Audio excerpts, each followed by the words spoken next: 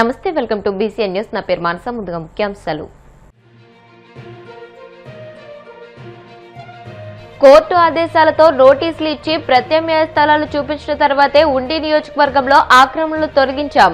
Deputy speaker Raghu Rama Krishna Raju స్పష్టీకరణ.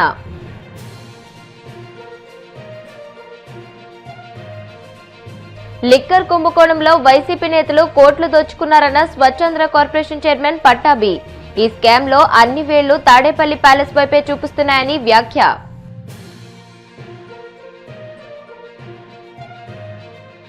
Chandrababu బీజేపీతో బయట పొత్తు పెట్టుకుని లోపల కాంగ్రెస్ తో హాట్ లైన్ రాజకీయాలు నడుపుతున్నారు.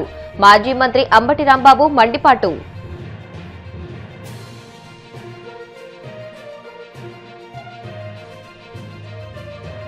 ప్రధాని మోదీ పాలనలో వికసిత్ భారత్ వైపు అడుగులు పడుతున్నాయి.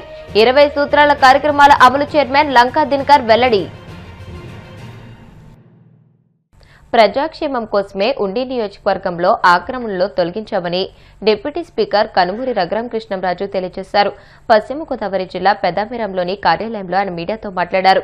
విజయవాడలో రాఘవయ్య పార్క్ వద్ద తనను వ్యతిరేకించే కొన్ని సంఘాలు సమావేశాలు నిర్వహించి తాను దళితులు వెనుకబడిన వారి గృహాలు ఉద్దేశపూర్వకంగా కూల్చివేస్తున్నట్లు అసత్య ప్రచారం చేస్తున్నారని తెలియజేశారు. కోర్టు ఆదేశాలతో నోటీసులు ఇచ్చి ప్రత్యామ్నాయ స్థలాలు చూపించిన తర్వాత మాత్రమే అధికారులు ఇళ్లను తొలగించారని అన్నారు. తాను మంచి చేస్తున్నానని, తన దారిలో తాను వెళ్తున్నానని స్పష్టం చేశారు.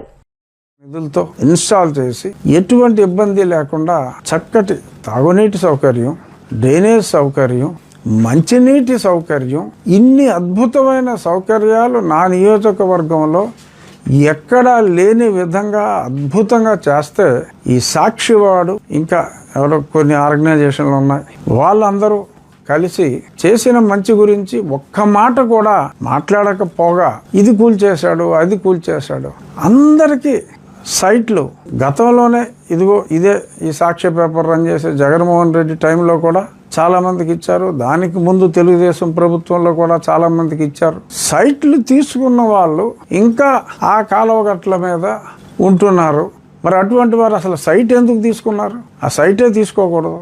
సుమారు 2 లక్షల రూపాయలు ప్రభుత్వం ఉచితంగా ఇస్తుంది. మరి ఆ ప్రొవిజన్స్ అన్నీ ఉన్నప్పుడు ఆ స్థలాల్ని అభివృద్ధి చేసి, అంటే గతంలో జగన్మోహన్ రెడ్డి ప్రభుత్వంలో కొన్ని స్థలాలు ఇచ్చినప్పటికీ చాలా చోట్ల ఫిల్ కూడా చేయలే.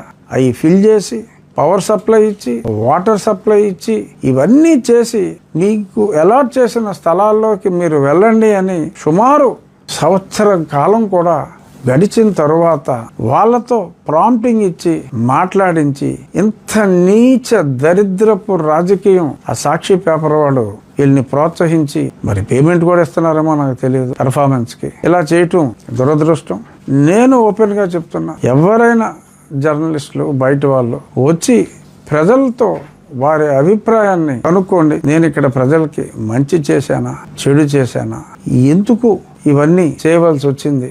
ఆరోగ్యం ఇంపార్టెంట్, ప్రజల ఆరోగ్యం ఇంపార్టెంట్. వాళ్ళకు కూడా ఆల్టర్నేటివ్ చూపించి ఇవన్నీ చేసిన తర్వాత ఈ రకంగా మాట్లాడటం, నేను మంచి చేస్తాను, నా దారిలో నేను వెళ్ళిపోతా. ఎవరో ఎన్టీ రామారావు గారు గతంలో చెప్పినట్టు కుక్కమూతి పిందెలు అంటే ఏంటో నాకు తెలియదు, రామారావు గారు అన్నారు ఆ మాట.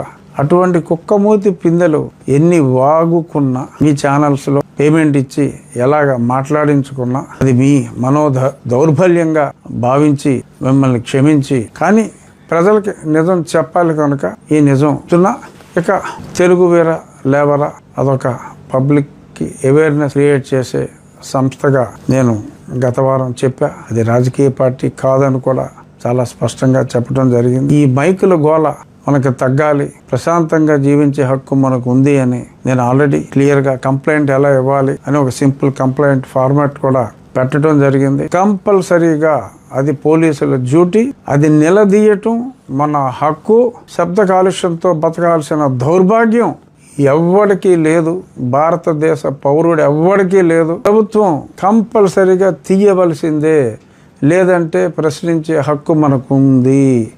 ఎవడో ఓట్లేస్తాడో ఓట్లేయడో అని చెప్పి చేసే రాజకీయం కాదు ఇది, అందరికీ సంబంధించింది. అన్ని పార్టీలు కూడా ఇందుకు సహకరించాలి. అలాగే ఇంకొక సోషల్ మెనాస్ గురించి తల్లిదండ్రులకు ముఖ్యంగా నేను విన్నవించేది ఏంటంటే, ఇప్పుడు నేను ఒక లెటర్ కూడా డీజీపీ గారికి ఈరోజు అందజేస్తాను. తెలుగు వేరే లేవరా తరపున ఒక బాధ్యత గల పౌరుడిగా ప్రజల తరపున. అదేమిటంటే, మనకు చట్టాలు ఉన్నాయి, కొత్త యాక్ట్ ఉంది. ఏమిటంటే, పాఠశాలలకు 100 yards అంటే 91 మీటర్ల దూరంలో ఎటువంటి సిగరెట్లు అమ్మే షాప్ లాంటిది, బడ్డీ కొట్లు ఇటువంటివి ఉండకూడదు. సిగరెట్లు అమ్మేది చాలా చోట్ల ఈ సిగరెట్లు పేరుతో అందులో ఈ గంజా లాంటి పదార్థాలు కూరి ఏదో కన్ఫెక్షనరీ పేరుతో ఆ చాక్లెట్లో కూడా మాదక ద్రవ్యాలు కలిపిన, మత్తు పదార్థాలు కలిపిన ఇవన్నీ కూడా స్కూళ్ళలో కూడా ఈ మధ్యన ఎక్కువైంది. కాలేజెస్లో అయితే మరీ ఎక్కువగా ఉందనేది. ఇది ఈ రాష్ట్రం ఆ రాష్ట్రం. వైసీపీ నేతలపై స్వచ్ఛంద్ర కార్పొరేషన్ చైర్మన్ టీడీపీ నేత పట్టాభి తీవ్ర విమర్శలు గుప్పించారు. లిక్కర్ కుంభకోణంలో వైసీపీ నేతలు కోట్ల రూపాయలు దోచుకున్నారని ఆరోపించారు. ఈ స్కామ్లో వేళ్లన్నీ తాడేపల్లి ప్యాలెస్ వైపు చూపిస్తున్నాయని చెప్పారు. గొడ్డలి పార్టీకి కూడా P4 పథకం ఉందని, అదేంటంటే పవర్, ప్రాపర్టీ, పైసా, పార్ట్నర్షిప్ అని అన్నారు.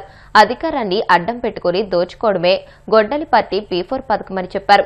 జగన్ పిఏ నాగేశ్వరరావు భార్య ఖాతాలోకి 2019-2024 మధ్య కాలంలో 20 కోట్లు వచ్చాయని ఆరోపించారు. ఒక సాధారణ పిఏ భార్య ఖాతాలోకి అన్ని కోట్లు ఎలా వస్తాయని ప్రశ్నించారు. బెంగళూరుతో పాటు పలు ప్రాంతాల్లో ప్లాట్లు ఎలా వచ్చాయని నిలదీశారు. జగన్ పిఏకు 3 రాష్ట్రాల్లో ఆస్తులు ఉన్నాయని అన్నారు. అనేక భారీ కుంభకోణాల్లో ప్రధానమైనటువంటిది లిక్కర్ కుంభకోణం. ఇప్పటికే దానికి సంబంధించి అనేక విస్తుపోయేటటువంటి వాస్తవాలు బయటకు వస్తూ ఉన్నాయి. అది రాజ్ కసిరెడ్డి మొదలుకొని మరి గొడ్డల పార్టీ అధ్యక్షుడు జగన్ రెడ్డి చుట్టూ ఉండేటటువంటి అనేక మంది వ్యక్తుల యొక్క పాత్ర, అది కృష్ణమోహన్ రెడ్డి కానివ్వండి, ధనుంజయ రెడ్డి కానివ్వండి, గోవిందప్ప బాలాజీ కానివ్వండి, గొడ్డల పార్టీ అధ్యక్షుడు ఇన్నర్ సర్కిల్ మొత్తం యొక్క పాత్ర అంతా కూడా చాలా స్పష్టంగా ఇవాళ ఆధారాలతో సహా మన ముందుకు వస్తూ ఉంది. ఈ రోజున లేటెస్ట్గా ఇంకొక కీలక వ్యక్తి, గొడ్డలి పార్టీ అధ్యక్షుడికి ఒక రకంగా షాడోలాగా వ్యవహరించేటటువంటి వ్యక్తి యొక్క పాత్ర కూడా బయటపడింది. ఇవాళ గొడ్డలి పార్టీలో ఎవరిని అడిగినా చెప్తారు, మీ అధ్యక్షుడి యొక్క నీడ ఎవరు అంటే వచ్చేటటువంటి సమాధానం కేఎన్ఆర్. గొడ్డలి పార్టీ అధ్యక్షుడు నీడ ఎవరన్న ప్రశ్నకి universal answer KNR, K Nageshwar Reddy. మరి అటువంటి జగన్ రెడ్డి నీడ యొక్క పాత్ర ఇవాళ ఆధారాలతో సహా బయటపడినటువంటి పరిస్థితి. ప్రాథమిక విచారణలో, ప్రాథమిక దర్యాప్తులోనే దాదాపు 3,500 కోట్ల రూపాయల భారీ కుంభకోణం, ఈ లిక్కర్ కుంభకోణం, గొడ్డలి పార్టీ హయాంలో జరిగినటువంటి లిక్కర్ కుంభకోణం యొక్క విలువ దాదాపు 3,500 కోట్లని ప్రాథమిక దర్యాప్తులో తేలుతా ఉంది. మరి ఇన్ని వేల కోట్ల రూపాయల సొమ్ములు రకరకాల వ్యక్తుల ఖాతాల్లోకి ఏ విధంగా వెళ్ళాయో, మరి ఆ రోజున ఏపీ బెవరేజెస్ కార్పొరేషన్ ఎండీగా ఉండి అన్నీ తానే వ్యవహరించినటువంటి వాసుదేవ్ రెడ్డి ఖాతాలోకి ఏ విధంగా వెళ్ళినాయో, ఇవన్నీ కూడా ఆధారాలన్నీ బయటకు వస్తున్నాయి. అటువంటి సందర్భంలో జగన్ రెడ్డి ఆత్మ కేఎన్ఆర్ కి సంబంధించి ఆయన యొక్క ఆస్తుల చిట్టా, ఆయన బ్యాంకు ఖాతాల్లో బయటపడినటువంటి నగదు, ఆయన భార్య యొక్క బ్యాంకు ఖాతాల్లో జరిగినటువంటి లావాదేవీలు ఒకసారి చూసినట్లయితే కళ్ళు బైర్లు గమ్మాల్సిందే ఎవరికైనా. ఈ మధ్య ఎక్కువగా మా పార్టీ జాతీయ అధ్యక్షులు నారా చంద్రబాబు నాయుడు గారు ఒక పేదరికం లేనటువంటి సమాజ నిర్మాణం కోసం కంకణం కట్టుకుని P4 అనేటటువంటి ఒక పథకానికి ఆయన రూపకల్పన చేశారు. Public private people partnership, P4 మనందరికీ తెలుసు. ఇప్పటికే దాదాపు 20 లక్షలకు పైబడి బంగారు కుటుంబాలని గుర్తించి, బడుగు బలహీన వర్గాల్లో ఉన్నటువంటి పేదలను గుర్తించి ఆ కుటుంబాలని పైకి తీసుకురావటం కోసం ఆ ప్రక్రియ జరుగుతూ ఉంది. దాదాపు 11 లక్షల కుటుంబాలను ఇప్పటికే దత్తత తీసుకున్నారు. అది P4. చంద్రబాబు నాయుడు గారి vision zero poverty, P4 public private people partnership. కానీ మన గొడ్డలి పార్టీకి కూడా ఒక P4 ఉందండోయ్. గొడ్డలి పార్టీకి కూడా ఒక P4 పథకం ఉంది. ఏంటి గొడ్డలి పార్టీ P4? పవర్, ప్రాపర్టీ, పైసా పార్ట్నర్షిప్. గొడ్డలి పార్టీ P4 ఏంటయ్యా అంటే అది పవర్ ప్రాపర్టీ పైసా పార్ట్నర్షిప్. అధికారాన్ని అడ్డం పెట్టుకొని అడ్డగోలుగా ఆస్తులు సంపాదించటం, ఖజానాలో సొమ్ములు నింపుకోవటం అనేది గొడ్డలి పార్టీ P4 పవర్ ప్రాపర్టీ పైసా పార్ట్నర్షిప్.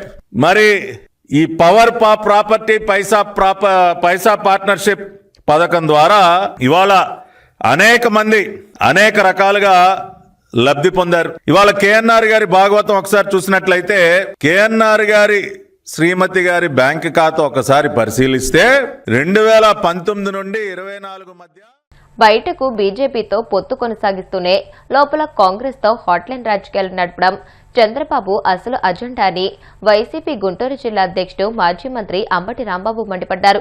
తెలంగాణ ముఖ్యమంత్రి రేవంత్ రెడ్డి చేత ఎన్టీఆర్ విగ్రహాన్ని ఆవిష్కరింపచేయడం టీడీపీ కాంగ్రెస్ మధ్య ఉన్న అంతర్గత సంబంధాలకు నిదర్శనమని విమర్శించారు. కాంగ్రెస్ పార్టీకి వ్యతిరేకంగా ఎన్టీఆర్ టీడీపీని స్థాపించారని చెప్పుకునే చంద్రబాబు ఇప్పుడు అదే కాంగ్రెస్ నాయకులతో రాజకీయ ప్రయోజనాల కోసం చేతులు కలుపుతున్నారని ఆగ్రహం వ్యక్తం చేశారు.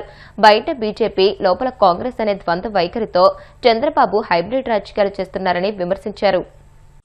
కాంగ్రెస్ ప్రస్తుతానికి బహిరంగంగా భారతీయ జనతా పార్టీ అద్భుతమైనటువంటి ఒక విచిత్రమైనటువంటి మోసపూరితమైనటువంటి నాటకం ఆడుతున్నారు నారా చంద్రబాబు నాయుడు గారు. తెర ముందు బీజేపీతో ఉంటారు, తెర వెనుకేమో కాంగ్రెస్ పార్టీతో ఉంటారు. ఇది చంద్రబాబు నాయుడు గారి గేమ్ ప్లాన్. చంద్రబాబు నాయుడు గారికి బీజేపీ అనేది ఒక అవసరార్థం ఉన్నటువంటి రాజకీయ పార్టీగా వాడుకునేటటువంటి పరిస్థితి చేస్తున్నారు. నిన్న చాలా విచిత్రం, హైదరాబాద్ లో మనకు ఒకప్పుడు ఉమ్మడి రాజధాని, నందమూరి తారక రామారావు గారు కూడా హైదరాబాద్ రాజధానిగా ఉన్నటువంటి ప్రాంతాన్ని, మన ప్రాంతాన్ని ముఖ్యమంత్రిగా చేసినటువంటి వ్యక్తి. ఆయన విగ్రహాన్ని ఆవిష్కరించారు. ఎవరు ఆవిష్కరించారు? కాంగ్రెస్ పార్టీ ముఖ్యమంత్రి గారు ఆవిష్కరించారు. ఆవిష్కరించకూడదని కాదు నా ఉద్దేశం. కాంగ్రెస్ పార్టీ ముఖ్యమంత్రి గారు వెళ్లి ఆవిష్కరించారు. కాంగ్రెస్ పార్టీకి వ్యతిరేకంగా పెట్టినటువంటి రాజకీయ పార్టీ అని ఎన్టీ రామారావు గారు చెప్పారు. నిన్న మహానాడులో కూడా చంద్రబాబు నాయుడు గారు దాన్ని ఓదరగొట్టారు. ఇవాళ రేవంత్ రెడ్డి గారు వెళ్ళి దాన్ని ఓపెన్ చేస్తే అద్భుతమైన మాటలు చెబితే తెలుగుదేశం జెండాలు పుచ్చుకుని అందరూ స్వాగతం పలికారు. చిత్రం చూశారుగా. కాంగ్రెస్ పార్టీ ముఖ్యమంత్రి కాంగ్రెస్ పార్టీకి వ్యతిరేకంగా పెట్టినటువంటి ఒక రాజకీయ పార్టీకి స్వర్గస్థుడైనటువంటి ఎన్టీ రామారావు గారి విగ్రహాన్ని కాంగ్రెస్ పార్టీ ముఖ్యమంత్రి ఆవిష్కరిస్తుంటే తెలుగుదేశం జెండాలు పుచ్చుకుని వెళ్లి ఆహ్వానం పలికారు. చంద్రబాబు నాయుడు గారు మాత్రం హాట్ గా మన ఈయనతో మాట్లాడుతూ ఉంటాడు రేవంత్ రెడ్డి గారితో. మీకు గుర్తుందో లేదో, చంద్రబాబు నాయుడు గారు ముఖ్యమంత్రి అయిన తర్వాత హైదరాబాద్ లో ఒక మీటింగ్ పెట్టారు చంద్రబాబు నాయుడు గారు, రేవంత్ రెడ్డి గారు. ఏమిటయా మీటింగ్ అంటే విభజన సమస్యల పరిష్కారం కోసం ఒక మీటింగ్ పెట్టారు. గుర్తుందా మీకు? పెద్ద ఆర్భాటం చేశారు. వాళ్ళు చాలా కోరికలు అడిగారు, వీళ్ళు అడిగారు. తల వాసిపోయి తిరుపతిలో వాటా కూడా కావాలన్నారు వాళ్ళు. అంతేకాదు బీచ్లో కూడా వాటా కావాలన్నారు. అబ్బాయి ఇప్పుడు లాభం లేదు అబ్బాయి, మళ్ళా వాయిదా వేస్తున్నాం, దీనికి ఒక కమిటీ వేస్తున్నాం, ఈ కమిటీ అనేక సార్లు కూర్చుని సమస్యలు పరిష్కరిస్తుంది అన్నారు. మళ్ళా కమిటీ కూర్చుంది. ఏమిటి డ్రామాలు నాకు అర్థం కాదా. ఇలాంటి అద్భుతమైనటువంటి నాటకాలు ఆడుతున్నటువంటి పరిస్థితులు వాళ్ళ మనకు కనిపిస్తున్నాయి. యాతావాత నేను చెప్పాలనుకుంటుంది ఏంటంటే, చంద్రబాబు నాయుడు గారికి ఇక్కడ కాంగ్రెస్ బి టీం, ఆంధ్రప్రదేశ్ లో చంద్రబాబు నాయుడు గారికి కాంగ్రెస్ పార్టీ ఒక బి టీం, అలాగే తెలంగాణలో కాంగ్రెస్ పార్టీకి తెలుగుదేశం పార్టీ ఒక బి టీం. ఏమిటి డ్రామాలే నాకు అర్థం కాలేదు. ఏమిటి విచిత్రమైనటువంటి రాజకీయాలు? సిగ్గు లజ్జ ఉన్నాయా రాజకీయాల్లో? ఒక స్పష్టత లేదా? సరే, ఎన్టీ రామారావు గారు అంటే అందరికి గౌరవం, అది వేరే విషయం, ఎందుకంటే ఆయన పరమపదించాడు. నీకు తప్ప అందరికీ గౌరవం, చంద్రబాబు నాయుడు గారికి తప్ప అందరికీ గౌరవమే, దానిలో సందేహం లేదు. కానీ ఇలాంటి అనైతికమైన రాజకీయాలు నడుపుతున్నటువంటి వ్యక్తి నారా చంద్రబాబు నాయుడు గారు. ప్రతిసారి ఇది ఇలాగే జరుగుతోంది. అవసరం వచ్చినప్పుడల్లా కాంగ్రెస్ పార్టీ మీద లవ్ అండ్ ఎఫెక్షన్ చూపిస్తాడు. మనం చూశారు కదా, తెలంగాణలో కాంగ్రెస్ పార్టీతో కలిసిపోయాడు, ఎన్నికల ప్రచారానికి వెళ్ళాడు, తుక్కుగా ఓడగొట్టారు, అది వేరే అంశం. ఎప్పుడు ఏ పార్టీతో కలుస్తాడో చంద్రబాబు నాయుడు గారి రాజకీయం ఎవ్వరికీ తెలియనటువంటి రాజకీయం, మోసపూరితమైనటువంటి రాజకీయం. అలాంటి మోసపూరితమైన రాజకీయాలు ఇవాళ చంద్రబాబు నాయుడు గారు చేస్తున్నారు. ఆల్రెడీ ఈ విషయం భారతీయ జనతా పార్టీ కూడా తెలిసి ఉంటుంది. వాళ్ళు మేధావులే, భారతదేశాన్ని పరిపాలిస్తున్నారు కదా 3 సార్ల నుంచి, వాళ్ళకి తెలిసే ఉంటుంది. ఈ మధ్యన చంద్రబాబు నాయుడు అసలు బీజేపీకి సీటే లేదన్నాడు, పార్లమెంట్ సీటు. అంటే అర్థమవుతుంది, కూటమిలో చంద్రబాబు నాయుడు గారు చేస్తున్నటువంటి సిగ్గుమాలిన అనైతికమైన రాజకీయాలను భారతీయ జనతా పార్టీ కూడా కనిపెడుతుంది. వాళ్ళు కూడా ఆలోచన చేస్తున్నారు అనేటువంటి భావన సర్వత్రా అనుకుంటున్నారు. ఇప్పుడు ఏం జరిగిందో తెలియదు. చంద్రబాబు నాయుడు గారు ఎప్పుడు ఏ పార్టీతో జత కడతాడో, ఏ పార్టీకి వెన్నుపోటు పొడుస్తాడో, ఏ పార్టీని వదిలేస్తాడో అనేది మనం చిన్నప్పటి నుంచి చూస్తున్నాం. మా చిన్నప్పటి నుంచి కాంగ్రెస్ తో, సిపిఐతో, సిపిఎంతో, బీజేపీతో, పవన్ కళ్యాణ్ తో, ఒక్క వైఎస్ఆర్ కాంగ్రెస్ పార్టీతో. ఇప్పుడు కాసేపు ప్రకటనలు.